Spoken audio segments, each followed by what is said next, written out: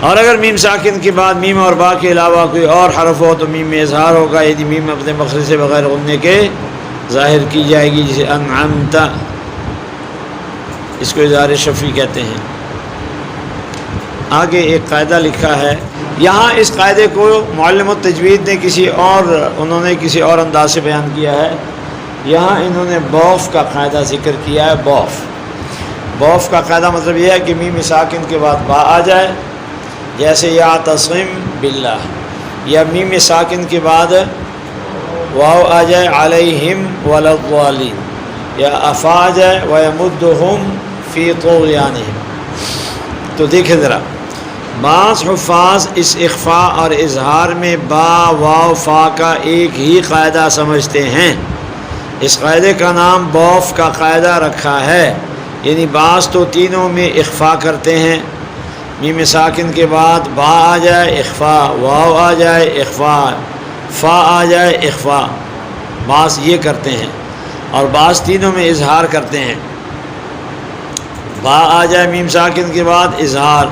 واو آ جائے اظہار، فا آ جائے تب بھی اظہار، اور بعض ان حرفوں کے بعد میم ساکن کو ایک گنا حرکت دیتے ہیں۔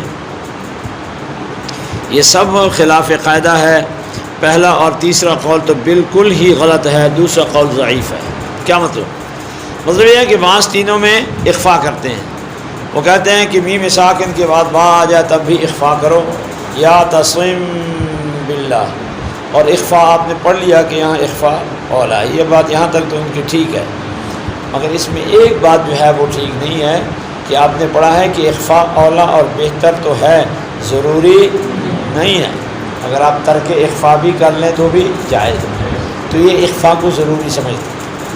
دوسرا کہتے ہیں کہ میم ساکن کے بعد واو آ جائے علیہم ولضالین، فا آ جائے ویمدہم فی طغیانہم،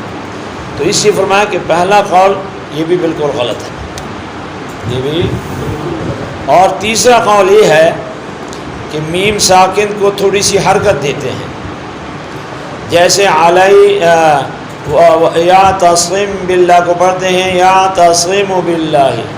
وما ہم بمؤمنین، ہلکی سی پیش دیتے ہیں، علیہم ولضالین ویمدہم فی طغیان، فرمایا کہ یہ قول بھی بالکل ہی غلط ہے۔ دوسرا قول تینوں میں اظہار، اب فرمایا کہ اظہار جو ہے میم ساکن کے بعد واو آ جائے اظہار تو ہے، علیہم ولضالین، فا آ جائے اظہار تو ہے، ویمدہم فی طغیانہم، البتہ با آ جائے تو با میں اظہار جائز تو ہے، مگر بہتر یہاں اخفاء ہے، تو اس لیے اس دوسرے قول کو ضعیف قرار دیا ہے، پہلے اور تیسرے قول کو غلط قرار دیا ہے کہ پہلا اور تیسرا قول جو ہے جن لوگوں کا ہے یہ بالکل غلط ہے، اور دوسرا قول ضعیف ہے۔ لہذا میم ساکن کی یہ تین قاعدے آپ یاد رکھیں، میم ساکن کے بعد میم آ جائے، میم کا میم میں ادغام ہوگا، ادغام کی وجہ سے میم مشدد ہو جائے گی، میم مشدد میں ایک الف کی مقدار میں غنہ ہوگا، میم ساکن کے بعد اگر آ جائے با تو وہاں اخفاء مع الغنہ ہوگا، اخفاء کر لینا بہتر ہے، اولا ہے، پسندیدہ ہے، جبکہ ترک اخفاء بھی جائز ہے، اور اگر میم ساکن کے بعد با اور میم کے علاوہ بقایا 26 حرفوں میں سے کوئی بھی حرف آ جائے تو وہاں میم ساکن میں اظہار ہوتا ہے۔